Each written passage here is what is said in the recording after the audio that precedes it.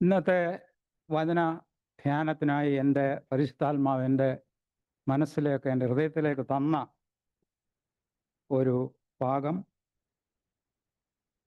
Matthew chapter 13, 1-9. Mathai എഴുതിയ സുവിശേഷം 13-ാം അധ്യായം 1 മുതൽ 9 വരെയുള്ള വാക്യം. And someone read this one. Matthew chapter 13, 1-9.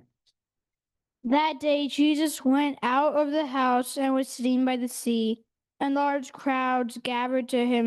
So he got into a boat and sat down, and the whole crowd was standing on the beach. And he spoke many things to them in parables, and saying, Behold, the sower went out to sow, and as he sowed, some seeds fell beside the road, and the birds came and ate them up. Others fell on the rocky places where they did not have much soil, and immediately they sprang up because they had no depth of soil.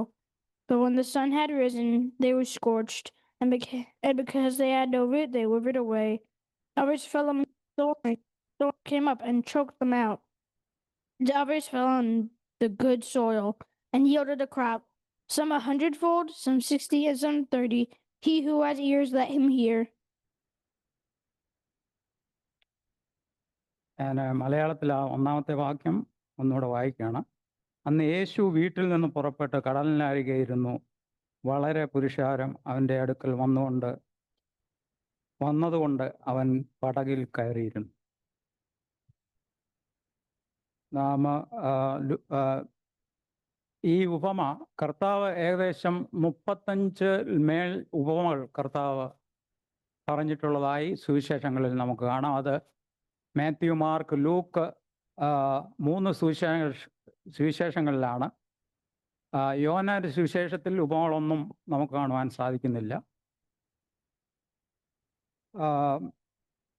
ഈ വിത്ത് വിതച്ചവൻ്റെ ഉപമയ്ക്കൊരു പ്രത്യേകത, കുറഞ്ഞത് 2-3 പ്രത്യേകതകളുണ്ട്.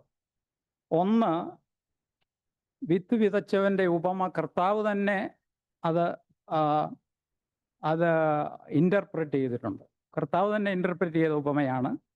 അതുകൊണ്ട് ഇത് കൂടുതലായിട്ടൊന്നും നമുക്കിതിൽ നിന്ന് അതിൽ കൂടുതലൊന്നും പറയാൻ നമുക്കില്ല. എങ്കിലും നാം ഇത് പല പ്രാവശ്യം കേട്ടിട്ടുള്ള വചനമായതുകൊണ്ട് നമ്മളിത് നമ്മുടെ ജീവിതത്തിൽ ചില സമയങ്ങളിലൊക്കെ ഇത് വായിച്ച് ധ്യാനിക്കേണ്ട ആവശ്യമുണ്ട്. അതുകൊണ്ട് ഞാൻ ഈ ഭാഗം ഇന്ന് സംസാരിക്കുന്നതേ ഉള്ളൂ. ഈ ഉപമയുടെ മറ്റൊരു പ്രത്യേകത എന്ന് പറഞ്ഞാൽ, ഈ ഉപമ കർത്താവ് ശിഷ്യന്മാർക്കാണ് പൊരുൾ തിരിച്ചു കൊടുത്തത്. കർത്താവ് കൂടിയ ജനങ്ങളുടെ മുമ്പിൽ അനേക ശാസ്ത്രിമാർ, പരീശന്മാർ, മറ്റുള്ള സാധാരണ ജനങ്ങളുടെ എല്ലാവരുടെയും മുന്നിൽ ഉപമ പറഞ്ഞെങ്കിലും പിന്നീട് കർത്താവ് ഉപമ പറഞ്ഞതിന് ശേഷം സമയം കിട്ടിയ സമയത്ത് ശിഷ്യന്മാർ അടുത്ത് ചെന്ന്, ഗുരു, അങ്ങ് എന്തുകൊണ്ട് ഉപമകളാൽ സംസാരിക്കുമെന്ന് ചോദിച്ചതിന് ഉത്തരമായി കർത്താവ് പല കാര്യങ്ങൾ പറയുന്നുണ്ട്. അതെല്ലാം എനിക്കിവിടെ പറയാൻ സമയമില്ല. നാം വായിക്കുന്നത് 2 പ്രവചനത്തിലുള്ള വാക്യങ്ങളാണ് കർത്താവ് അവരോട് പറയുന്നത്. ഒന്ന്, മാത്യു ചാപ്റ്റർ 13:35. ഉപമകളാൽ സംസാരിക്കുമെന്ന് പ്രവചനത്തിൽ പറഞ്ഞിട്ടുള്ള കാര്യം കർത്താവ് എടുത്തു പറയുക. ഇങ്ങനെയാണ് നമ്മൾ വായിക്കുന്നത്: ഞാൻ ഉപമ സംസാരിക്കുവാൻ വായെ തുറക്കും, ലോകസ്ഥാപനം മുതൽ ഗൂഢമായത് ഉച്ചരിക്കും. I will open my mouth in parables. പിന്നെ കർത്താവ് വേറെ ഒരു പ്രവചനം കൂടെ കർത്താവ് അവരുടെ മുന്നിൽ അവരെ ഓർപ്പിക്കുകയാണ്. അത് യെശയ്യാ പ്രവചനം 6:9. ഞാൻ അതെല്ലാം വായിക്കുന്നില്ല, എനിക്ക് വായിച്ചാൽ ഇന്ന് സമയമില്ല. അതുകൊണ്ട് അത് അവരുടെ ഹൃദയം തടിച്ചിരിക്കുന്നു. അതുകൊണ്ട് അവർക്ക് ദൈവവചനം ഗ്രഹിക്കുവാൻ അവരെ കൊണ്ട് സാധിക്കാതിരിക്കുന്നു. അത് ശാസ്ത്രിമാർ, പരീശന്മാർ, യഹൂദന്മാരെ കുറിച്ചൊക്കെ ആയിരിക്കാം ആ പ്രവചനം. ആ പ്രവചനത്തിൻ്റെ ഈ 2 പ്രവചനങ്ങളുടെയും നിവൃത്തിയാണ് എന്ന് കർത്താവ് ശിഷ്യന്മാരെ ഓർപ്പിക്കുക. പിന്നെയും മാത്യു 13:13 കർത്താവ് ഉപമകളാൽ സംസാരിക്കുവാൻ തുടങ്ങിയത് കർത്താവ് ഇങ്ങനെ പറയുന്നു, അവർ കേട്ടിട്ട് കേൾക്കാതെയും കണ്ടിട്ട് കാണാതെയും ഗ്രഹിക്കാതെയും ഇരിക്കയാൽ ഞാൻ ഉപമകളാൽ സംസാരിക്കുന്നു. എന്താണ് കർത്താവ് അങ്ങനെ പറയുന്നത്? അവർക്ക് ചെവിയുണ്ടെങ്കിലും അവർ കേൾക്കുന്നില്ല, അവർക്ക് ഗ്രഹിക്കാൻ താല്പര്യമില്ല. അവരുടെ കണ്ണുകളെ ദൈവവചനത്തിന് മുമ്പിൽ അടച്ചിരിക്കുകയാണ്. വചന കേൾവിയെ അവർ നിഷേധിച്ചിരിക്കുകയാണ്. ഇങ്ങനെയുള്ള ഒരു വ്യക്തിയോട് ദൈവവചനത്തിന് യാതൊന്നും പറയാൻ. ദൈവവചനം അവിടെ സ്റ്റോപ്പ് ചെയ്തു. പിന്നെ അവരോട് യാതൊരു കാര്യവും ദൈവത്തിന് ഇടപെടുവാനില്ല. അതാണ് കർത്താവ് ശിഷ്യന്മാരോട് പറഞ്ഞത്. എന്നാൽ ശിഷ്യന്മാരെ കുറിച്ച് കർത്താവ് പ്രത്യേക 2 വാക്യങ്ങളിൽ കർത്താവ് പറയുന്നത്, വേഴ്സ് 11 കർത്താവ് ശിഷ്യന്മാരോട് ഇങ്ങനെ പറഞ്ഞു, സ്വർഗരാജ്യത്തിൻ്റെ മർമ്മം അറിയുവാൻ നിങ്ങൾക്ക് വരം ലഭിച്ചിരിക്കും. എന്നാൽ നിങ്ങൾക്ക് വചനത്തെക്കുറിച്ച് ദൈവരാജ്യത്തെക്കുറിച്ച് അറിയുവാനുള്ള വരം ലഭിച്ചവരാണ്. 15-ാമത്തെ വാക്യം, നിങ്ങളുടെ കണ്ണ് കാണുന്നതുകൊണ്ടും ചെവി കേൾക്കുന്നതും കൊണ്ടും ഭാഗ്യവാന്മാർ. ഇത് പറഞ്ഞ ശേഷം കർത്താവ് അവരോട് ഉപമയുടെ പൊരുൾ തിരിച്ചു കൊടുക്കുകയാണ്. നമുക്ക് ഈ ഉപമയിലേക്ക് വരുമ്പോൾ ഈ ഉപമയെ 3ആയി, ഇത് ചെറിയൊരു ഉപമയാണ്, എന്നാലും അതിനെ 3ആയി നമുക്ക് തിരിക്കാൻ പറ്റും. 1, അതിലെ ആഹ്വാനം വിതയ്ക്കുവാൻ പുറപ്പെടുക എന്നുള്ളതാണ്. 2, നാം എന്താണ് വിതയ്ക്കേണ്ടത്. 3-ാമത്തേത് വിതച്ചതിൻ്റെ ഫലം എങ്ങനെ ആയിരുന്നു എന്നുള്ളതാണ് 3-ാമത്തെ കാര്യം. കർത്താവ് ഊന്നി പറയാൻ ആഗ്രഹിച്ചത് വിതച്ചതിൻ്റെ ഫലമാണ്, 3-ാമത്തെ കാര്യമാണ്. പക്ഷെങ്കിൽ ഈ വിതയ്ക്കുവാൻ പുറപ്പെടുക, എന്താണ് വിതയ്ക്കേണ്ടത് എന്നുള്ളത് ഈ ഉപമയിൽ ഉള്ളതുകൊണ്ട് അതിനെക്കുറിച്ച് ചില കാര്യങ്ങൾ പറയാം. നമുക്ക് എല്ലാവർക്കും അറിയാവുന്ന കാര്യങ്ങൾ തന്നെയാണ്. എനിക്ക് പുതിയതായിട്ടൊന്നും പറയാനില്ല, നമ്മളിത് വളരെ കേട്ടിട്ടുള്ളതാണ്. നമ്മൾ 13:3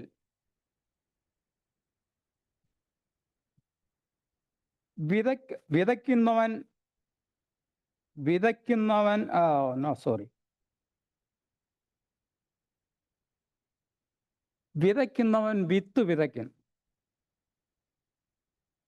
വിത്തെന്ന് പറഞ്ഞാൽ ദൈവവചനമാണ്. ഇവിടെ വിത്ത് ദൈവവചനമാണ്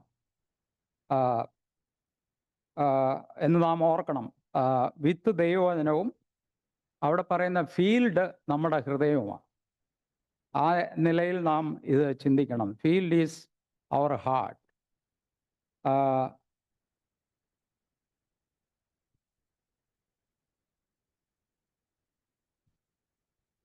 നാം ഇങ്ങനെ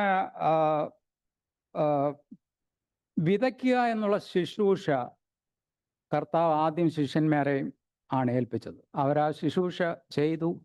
മറ്റുള്ളവരിലേക്ക് കർത്താവ് അവരാ ശുശ്രൂഷ കൊടുത്തു. ഇന്ന് ആ ശുശ്രൂഷ നമ്മയാണ് കർത്താവ് ഏർപ്പെടുത്തിയിരിക്കുന്നത്.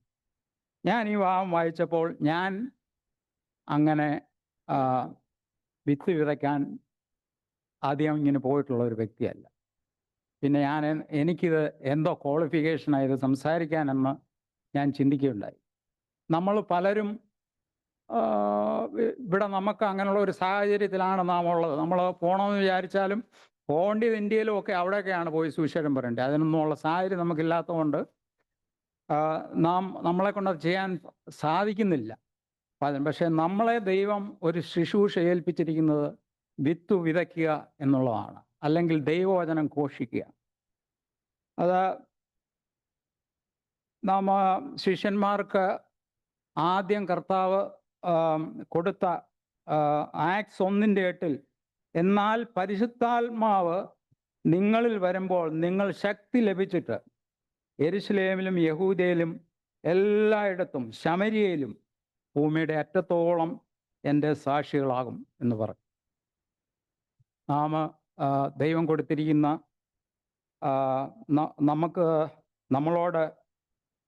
നമ്മെ ഏൽപ്പിച്ചിരിക്കുന്ന ശുശ്രൂഷ എന്ന് പറയുന്നത് ദൈവവചനം ലോകത്തെ അറിയിക്കുക എന്നുള്ള ദൗത്യമാണ് നമ്മെ ഏൽപ്പിക്കുന്നത്. അത് കർത്താവിന് വേണമെങ്കിൽ മറ്റൊരു സ്വർഗീയ സേനകളെ ഇങ്ങോട്ട് അയച്ചിട്ട് വേണമെങ്കിൽ ഈസി ആയിട്ട് ചെയ്യാവുന്ന കാര്യവും.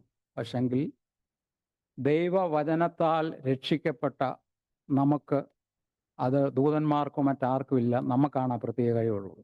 നമ്മെയാണ് ദൈവം അത് ഏൽപ്പിച്ചിരിക്കുന്നത് എന്നുള്ള ചിന്ത നമ്മളിൽ ഭരിക്കുക. എനിക്ക്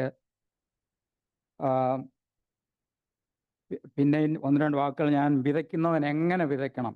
ഹോശേയ 10:12 അവൻ നീതിയിൽ വിതയ്ക്കുന്നവൻ നീതിയിൽ വിതയ്ക്കണം, ദയക്കൊത്തവണ്ണം കൊയ്യണം. നിങ്ങളുടെ തരിശു നിലം ഉഴുവീൻ, യഹോവ നിങ്ങളുടെ മേൽ നീതി വർഷിക്കേണ്ടതിന് അവനെ അന്വേഷിക്കുന്ന കാലം അടുത്തു. നാം വിതയ്ക്കേണ്ടത് നീതിയിലാണ് വിതയ്ക്കേണ്ടത് എന്ന ഈ വേദവാക്യം നമ്മെ ഓർപ്പിക്കുകയാണ്. ഇനിയും വിതയ്ക്കുന്നതിൻ്റെ വെറുതെ അങ്ങ് വിതയ്ക്കുകയാണോ? വിതയ്ക്കുന്നതിന് വലിയ ഫലമുണ്ട്. അത് Psalm 126:56 കണ്ണീരോടെ വിതയ്ക്കുന്നവൻ ആർപ്പോടെ കൊയ്യും. വിത്ത് ചുമന്നും കരഞ്ഞും കൊണ്ട് നടക്കുന്നു, കറ്റ ചുമന്ന് ആർത്ത് കൊണ്ടുവരുന്നു.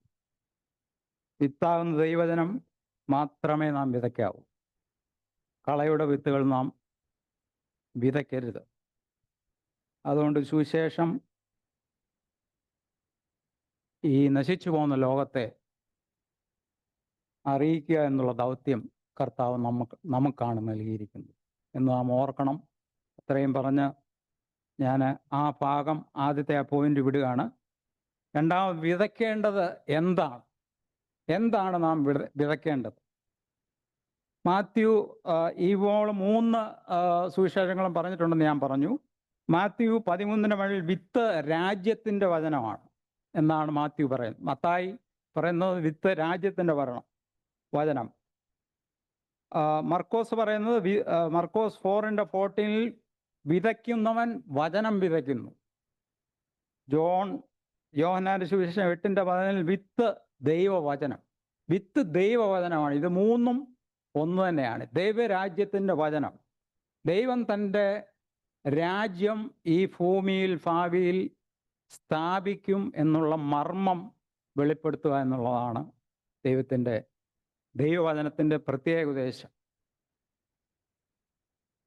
ആ ദൈവവചനത്തിന് പ്രത്യേക കഴിവുകളുണ്ട്. ദൈവവചനത്തിന് അത് എബ്രായലേഖനം 4:12 ദൈവവചനം ജീവനും ചൈതന്യമുള്ളതായി ഇരുവായ്ത്തുള്ള വാളിനേക്കാൾ മൂർച്ചയേറിയതും പ്രാണനെയും ആത്മാവിനെയും സന്ധിമജ്ജകളെയും വേർപടിക്കുന്നത് വരെ തുളച്ചു ചെല്ലുന്നതും ഹൃദയത്തിലെ ചിന്തനകളെയും ഭാവങ്ങളെയും വിവേകിക്കുന്നവയുമാകുന്നു. അന്നേരം നോക്കിക്കോണേ, ദൈവവചനത്തിൻ്റെ പ്രത്യേക കഴിവുകൾ, അതിൻ്റെ ശക്തി. നമ്മളിപ്പം കർത്താവ് ഈ സീഡ് അല്ലെങ്കിൽ വിത്ത്, ആ വിത്തിനെ കുറിച്ച് നമ്മളൊന്ന് ചിന്തിക്കുക. ഞാൻ വിത്ത് വിതയ്ക്കാറുണ്ട്, ഞാൻ വിത്ത് കുഴിച്ചിടാറുണ്ട്. ആ വിത്തിൻ്റെ process, what is the process when you get a small plant? What is the process going inside in the dirt? അത് ഹീറ്റ് അബ്സോർബ് ചെയ്തിട്ട് നിലത്തുള്ള ഹീറ്റ് അബ്സോർബ് ചെയ്ത് മോയ്സ്ചറും കൂടെ കൂടുമ്പോൾ ആ സീഡ് പൊട്ടിത്തെറിച്ചിട്ട് അതിൽ നിന്ന് ഒരു പ്ലാന്റ് വരിക. ദൈവവചനം അതുപോലെ, അതൊരു ചെറിയ ശക്തിയാണ്. എങ്കിലും ആ വചനത്തിന്, ആ വിത്തിന് ശക്തിയുണ്ട്. അതാണ് കർത്താവിടെ പറയുന്നത്, ദൈവവചനം ജീവൻ ഉള്ളതാണ്. ദൈവവചനം ജീവനും ചൈതന്യമുള്ളതാണ്. 1 Peter 1:23-24 കെടുന്ന ബീജത്താലല്ല, കെടാത്തതിനാൽ ജീവനും ചൈതന്യവുമുള്ള ദൈവവചനത്താൽ നാം വീണ്ടും ജനിച്ചിരിക്കുന്നു. സകല ജഡവും പുല്ലുപോലെയും അതിൻ്റെ ഭംഗിയെല്ലാം പുല്ലിൻ്റെ പൂ പോലെയും ആകുന്നു. പുല്ലുവാടി പൂവ് തുറന്നു പോയി, കർത്താവിൻ്റെ വചനം എന്നേക്കും നിലനിൽക്കും. കർത്താവിൻ്റെ ഈ വചനം സ്വർഗത്തിലാണ് ഉത്ഭവിച്ചത്. അത് ഭൂമിയിൽ നമുക്ക് ദൈവം തന്നു. അത് സ്വർഗത്തിൽ എന്നേക്കും നിലനിൽക്കുന്ന വചനമാണ്. നമ്മുടെ ഹൃദയത്തിൽ സൂക്ഷിക്കേണ്ടതും നമ്മിൽ നിന്ന് പുറത്തു വരേണ്ടതും ഈ ദൈവത്തിൻ്റെ വചനമാണ് എന്ന് നാം ഓർക്കണം. രണ്ടാമത്തെ ആ ഭാഗം കഴിഞ്ഞു. പിന്നെ ഞാൻ ഒരു കാര്യം കൂടെ ഓർപ്പിക്കുകയാണ്. കളയുടെ വിത്ത് വിതച്ചതായിട്ട് നാം ഈ ഉപമ കഴിഞ്ഞതിന് ശേഷം നാം വായിക്കുന്നുണ്ട്. ഒരുവൻ ഗോതമ്പിൻ്റെ വിത്ത് വിതച്ചിട്ട് ഉറങ്ങാൻ പോയപ്പോൾ രാത്രി സാത്താൻ വന്ന് കളയുടെ വിത്ത് വിതച്ചു പോയി. കളയുടെ വിത്ത് വിതയ്ക്കുന്ന എത്രയോ ആൾക്കാരാണ് ഇന്നുള്ളത്. സുവിശേഷ മണ്ഡലത്തിൽ എത്രയോ, എനിക്കത് കാണുമ്പോൾ ഈ TV ഓൺ ചെയ്യുമ്പോൾ ചിലപ്പോൾ അങ്ങ് ദൈവവചനത്തെ ഇതിലെ മാറ്റി കുറുക്കി പല ഓഫറുകളും കൊടുത്ത് ദൈവവചനം അത് തരും ഇത് തരും, നിങ്ങൾ financially you will be gained, ഒത്തിരി പ്രോമിസുകളാണ്. അങ്ങനെ പ്രോമിസ് ചെയ്ത് പറയാൻ വചനത്തിൽ പറഞ്ഞിട്ടില്ല. അതുകൊണ്ട് അത് കളയുടെ വിത്താണ്. ആ കളയുടെ വിത്ത് സാത്താനാണ് വിതയ്ക്കുന്നത്, നാം വിതയ്ക്കുവാൻ പാടില്ല. യഥാർത്ഥ ദൈവവചനം പറഞ്ഞ് വരുന്നവൻ മാത്രമേ അവൻ നിലനിൽക്കത്തുള്ളൂ. അല്ലാത്തവൻ ഈ പ്രോമിസൊക്കെ 6 മാസം കഴിയുമ്പോൾ ഒരു പ്രോമിസും അവന് കിട്ടത്തില്ല. അവൻ ഇട്ട് കളഞ്ഞു വെച്ച് അവൻ പോവുകയും അവനെ ചെയ്യാൻ പോകുന്നത് എന്നാന്ന് പറഞ്ഞു കഴിഞ്ഞാൽ ആ കള അങ്ങോട്ട് വളർന്നിട്ട് നമ്മളെ കൂടെ ചിലപ്പോൾ അവൻ ഉപദ്രവിക്കാൻ നമുക്കും അവനെ കൊണ്ട് അത് ബുദ്ധിമുട്ടുണ്ടാകാൻ സാധ്യതയുണ്ട്. അതുകൊണ്ട് കളയുടെ വിത്ത് നാം വിതയ്ക്കരുത്. കളയുടെ വിത്ത് വിതച്ചാൽ കളയുടെ സ്വഭാവമാണ് ഉണ്ടാകുന്നത്. ക്രാബ് ഗ്രാസ് എന്നൊക്കെ കേട്ടിട്ടില്ലേ? അത് സ്പ്രെഡ് ചെയ്ത് കഴിഞ്ഞ് കഴിഞ്ഞാൽ നല്ല ഗ്രാസിനെ മുഴുവനും അതങ്ങ് തിന്നും. പിന്നെ ഇനിയും കർത്താവ് പറഞ്ഞ പ്രധാനമായ വിഷയമെന്ന് പറഞ്ഞു കഴിഞ്ഞാൽ ഈ വിത്ത് വീണ സ്ഥലങ്ങളാണ്. ഇത് ആദ്യം വീണ വഴിയരികിൽ, രണ്ടാമത്തേത് പാറസ്ഥലത്ത്, മൂന്നാമത്തേത് മുള്ളിനരിയിൽ, നാലാമത്തേത് നല്ല സ്ഥലത്താണ് വീണത്. 4 വിത്തും 4 രീതിയിലുള്ള ഫലമാണ് ചെയ്തത്. ആദ്യത്തെ വിത്തിൽ നിന്ന് ഒരു ഫലവും ഉണ്ടായില്ല. മറ്റിൽ നിന്ന് അത് വളർന്നു വന്നു, പക്ഷേ സർവൈവ് ചെയ്തില്ല. അന്നേരം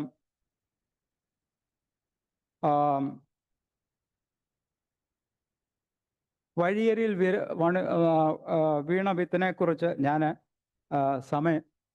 സമയം വളരെ മുന്നോട്ട് പോയതിനാൽ ഞാൻ എളുപ്പം അങ്ങ് ഷോർട്ടാക്കി അങ്ങ് പറഞ്ഞ് സ്റ്റോപ്പ് ചെയ്യുകയാണ്. വഴിയരിയിൽ വീണ വിത്ത്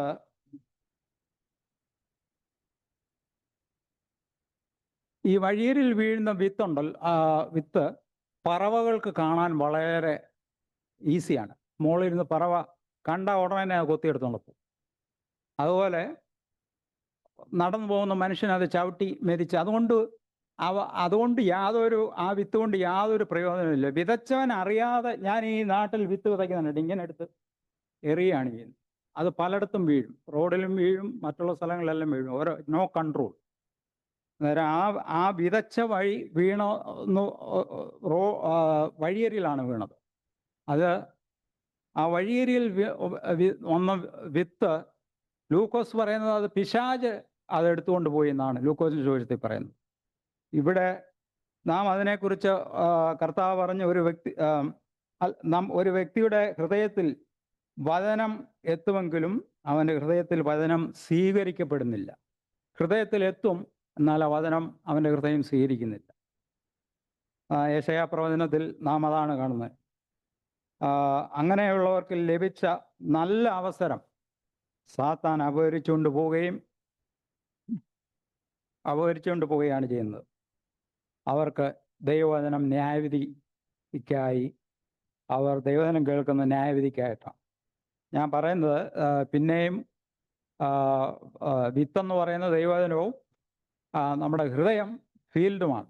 ആ നിലയിൽ വേണം നമ്മളത് ചിന്തിക്കാൻ. അല്ല, ഇത് വിത്തായിട്ട് ചിന്തിക്കരുത്. പാറസ്ഥലത്ത് സ്റ്റോണി പ്ലേസസ്, മാത്യു ചാപ്റ്റർ 20 എന്നാൽ പാറസ്ഥലത്ത് വീണതോ ഉടനെ സന്തോഷത്തോടെ കൈക്കൊണ്ടതാകുന്നു, എന്നാൽ വേരില്ലായകയാൽ ക്ഷണത്തിൽ വാടിപ്പോയി. ഇങ്ങനെയുള്ളവർ, അത് നമുക്ക് അതിനെ ഇൻ്റർപ്രറ്റ് ചെയ്യാൻ പറ്റുന്നത്, ഇങ്ങനെയുള്ളവർ വചനം സന്തോഷത്തോടെ സ്വീകരിക്കുമവർ, എന്നാൽ അവരുടെ ഹൃദയത്തിൽ ഒരു ക്രിയയും വചനം കൊണ്ട് നടക്കുന്നില്ല. അതുകൊണ്ട് വചനം നിമിത്തം എന്തെങ്കിലും ഉപദ്രവമോ ഞെരുക്കമോ അത് നേരിട്ടാൽ അവർ ക്ഷണത്തിൽ ഇടറിപ്പോകും. ഇങ്ങനെയുള്ള വചനകേൾവി അവർ സന്തോഷത്തോടാണ് സ്വീകരിക്കുന്നത്. എന്നാൽ അവർ വിശ്വാസത്തോടുകൂടി അല്ല സ്വീകരിച്ചത്, ആ വചനം സ്വീകരിച്ചത്. ഇവരും പിന്മാറ്റത്തിൻ്റെ അനുഭവത്തിലേക്ക് പോയി വിശ്വാസത്തിൻ്റെ ഫലം കായ്ക്കാതെ അവർ വീണു പോകുവാനിടയാകും. മുള്ളിനിടയിൽ വീണത്, വേഴ്സ് 22, മുള്ളിനിടയിൽ വീണത് ഒരുത്തൻ വചനം കേൾക്കുന്നുവെങ്കിലും അവൻ ഈ ലോകത്തിൻ്റെ ചിന്തയും ധനത്തിൻ്റെ വഞ്ചനയും വചനത്തെ ഞെരുക്കി നിർഫലമാക്കി തീർക്കുന്നു. ചിലർ വചനം കേൾക്കുമെങ്കിലും അവരുടെ ഹൃദയത്തിൽ സന്തോഷത്തോടെ അവർ സ്വീകരിക്കാതെ അനേക വ്യാകുലങ്ങളാൽ വചനത്തെ ഞെരുക്കുകയാണ്. ഇങ്ങനെയുള്ളവർ ലോകത്തോടുള്ള കടപ്പാട്, ഇങ്ങനെയുള്ളവരുടെ പ്രശ്നം എന്ന് പറഞ്ഞാൽ അവർക്ക് ലോകത്തോട് വളരെ കടപ്പാടുണ്ട്. അവർക്ക് ഈ വചനത്തോട് യാതൊരു കടപ്പാടും അവർക്ക് വളരെ കുറവാണ്. എന്നാൽ ലോകത്തോട് അവർക്ക് വളരെ കടപ്പാടാണ്. അതായത് അങ്ങനെ ഇങ്ങനെ അനേക കാര്യങ്ങളാൽ അവരുടെ ഹൃദയം ചഞ്ചലപ്പെട്ടിരിക്കുകയാണ്. അത് ഇങ്ങനെയുള്ളവർ ലോകത്തോട് കടപ്പാട് വളരെയേറെ, അത് വിട്ടുകളയുവാൻ അവർക്ക് സാധ്യമല്ല. അവരുടെ ജീവിതത്തിൽ അവർ കർത്താവിന് വേണ്ടി ഫലം കായ്ക്കാൻ സാധിക്കാതെ ഈ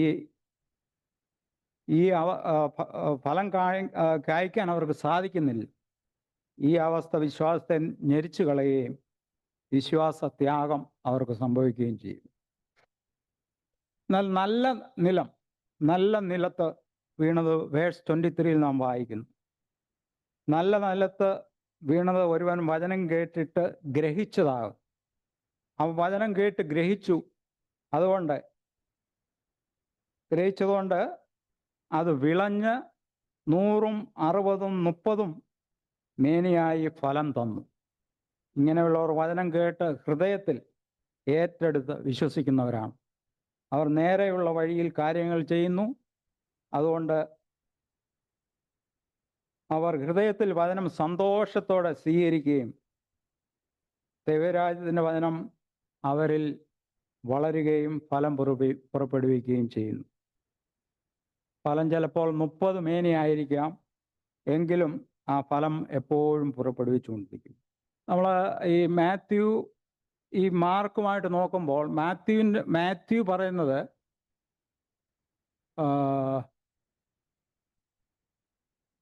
100, 60, 30 മേനി എന്നാ മാത്യു പറയുന്നു. എന്നാ മർക്കോസ് പറയുന്നത് 30, 60, 100 മേനി എന്നാണ്. രണ്ടും അങ്ങോട്ടും ഇങ്ങോട്ടും തിരിച്ചാണ് പറഞ്ഞിരിക്കുന്നത്. അത് ചിലപ്പം അത് ഓരോരുത്തർ ഫലം കായ്ച്ചു കൊണ്ടുവരുമ്പം നല്ലൊരു ഭാഗവും ചിലപ്പം പതിരായിരിക്കും, വീടായിരിക്കും. അതുകൊണ്ട് ചിലർ ആദ്യകാലങ്ങളിൽ നല്ല 100% ഫലം കായ്ക്കും.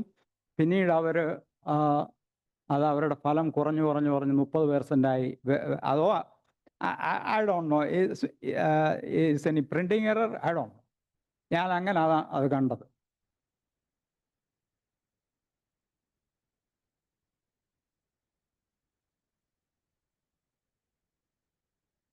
നമ്മുടെ നിലമായ ഹൃദയം വിത്താകുന്ന ദൈവവചനത്തോട് എങ്ങനെ പ്രതികരിക്കുന്നു എന്ന് നാം ചിന്തിക്കുന്നത് ഏറ്റവും നല്ലൊരു കാര്യമാണ്.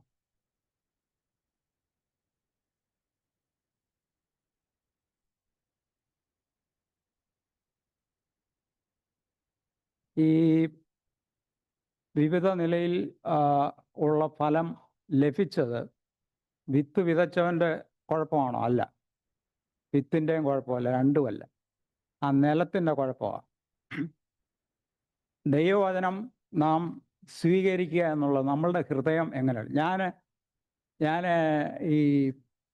ഈ പൂരത്തെക്കുറിച്ച് കേട്ടിട്ടുണ്ട്.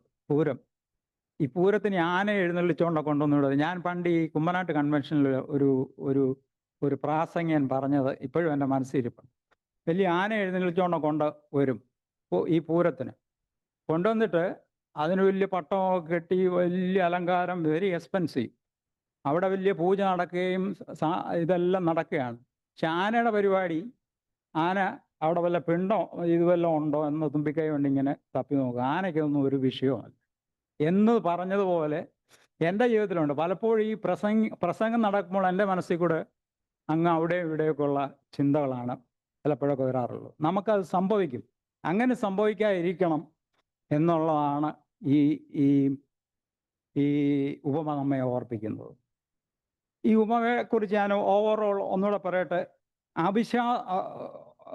അവിശ്വാസികളോട് ദൈവം എങ്ങനെ ഇടപെടുന്നു എന്ന് നമ്മെ പഠിപ്പിക്കുന്നുണ്ട്. ശാസ്ത്രിമാർക്കും പരീശന്മാർക്കും വചനം വേണ്ടാത്തവർക്ക് വചനം കേൾക്കാൻ താല്പര്യമില്ലാത്തവരിൽ നിന്ന് വചനം കർത്താവ് അവരോട് കർത്താവ് ഇതിൻ്റെ പൊരുൾ തിരിച്ചു കൊടുത്തില്ല. കേൾക്കേണ്ടവർക്ക് ദൈവം കൊടുത്തു. നാം എന്താണ് വിതയ്ക്കേണ്ടത്? ദൈവവചനം നാം വിതയ്ക്കണം, അല്ലാതെ ഒന്നും വിതയ്ക്കാൻ നാം പുറപ്പെടണം. നമ്മുടെ നിലം എത്രത്തോളം ഫലം കായ്ക്കുന്നു എന്ന് നമ്മെ തന്നെ വിലയിരുത്തുവാൻ ഈ ഉപമ സഹായിക്കുന്നു. നമ്മുടെ വിശ്വാസത്തെ വിലയിരുത്തുവാൻ, നമ്മുടെ വിശ്വാസത്തെയും ഇതുമൂലം വിലയിരുത്തുവാൻ സഹായിക്കുന്നു. എബ്രായർ 4:2 ഇസ്രയേൽ മക്കൾ മിസ്രയിൽ നിന്ന് യാത്ര ചെയ്ത് വാഗ്ദത്തനാട്ടിൽ പ്രവേശിക്കാതിരുന്നത് എന്തുകൊണ്ടാണ്? അവരോട് സംസാരിച്ച വചനം അവർക്ക് ഫലം ചെയ്തില്ല. അതുകൊണ്ട് ഫറവോൻ എന്താ സംഭവിച്ചത്? ഫറവോന് ഒത്തിരിയും വാണിങ് കിട്ടിയിട്ടും അവൻ്റെ ഹൃദയത്തെ അവൻ കഠിനമാക്കി. അതുകൊണ്ട് ഫറവോനും സൈന്യവും വെള്ളത്തിൽ താണുപോയായിരുന്നു. ദൈവവചനം അതിൻ്റെതായ നിലയിൽ നാം മനസ്സിലാക്കുകയും ആ നിലയിൽ നാം നമ്മുടെ ജീവിതത്തെ ക്രമീകരിക്കുകയും ചെയ്യണം. കുറവും കുറ്റമൊക്കെ നമ്മുടെ ജീവിതത്തിലുണ്ട്. അനുദിനം നമ്മളത് ക്ലിയർ ചെയ്തുകൊണ്ട് നാം ജീവിക്കുവാൻ ദൈവം സഹായിക്കട്ടെ. ദൈവവചനം നമ്മുടെ ഹൃദയത്തിൽ ജീവനോടെ വസിക്കണമില്ലെങ്കിൽ, നമ്മുടെ ദൈവവചനം നമ്മുടെ ജീവിതത്തിൽ ജീവനോട് വസിച്ചില്ലെങ്കിൽ അത് ഫലം കായ്ക്കത്തില്ല. നമ്മുടെ ഹൃദയത്തിൽ നിന്ന് വരുന്ന, ഹൃദയത്തിൻ്റെ അന്തർഭാഗത്തു നിന്ന് വരുന്ന വചനം ഓരോ ജീവിത സാഹചര്യങ്ങളെയും തരണം ചെയ്യുവാൻ മതിയായവണ്ണം ജീവിതത്തിൽ പ്രയോജനം ചെയ്യണം. ജീവനുള്ള വചനം നമ്മുടെ വായിൽ നിന്ന് വരണം. കർത്താവ് പറഞ്ഞ് വിതച്ചത് വെറും വിത്തല്ല. ദൈവവചനമാണ് വിതച്ചത്. അത് ദൈവവചനം ജീവനും ചൈതന്യമുള്ള വചനമാണ്. വിത്ത് വെറുതെ ഇരുന്നാൽ അത് ഫലം കായ്ക്കുകയില്ല. അത് വിതച്ച് അതിനെ പരിപാലിച്ചാൽ അത് വളരുകയും ഫലം കായ്ക്കുകയും ചെയ്യും. ഞാൻ പിന്നെയും പറയാണ്, വിത്തെന്ന് പറഞ്ഞു കഴിഞ്ഞാൽ ദൈവവചനമാണ്, ദൈവരാജ്യത്തിൻ്റെ വചനമാണ്. ഒരു വിത്തിൽ നിന്ന് 100% അതിൽ നിന്ന് ഫലം കായ്ക്കണമെങ്കിൽ എന്താ ചെയ്യേണ്ടത്? അത് 100%ഉം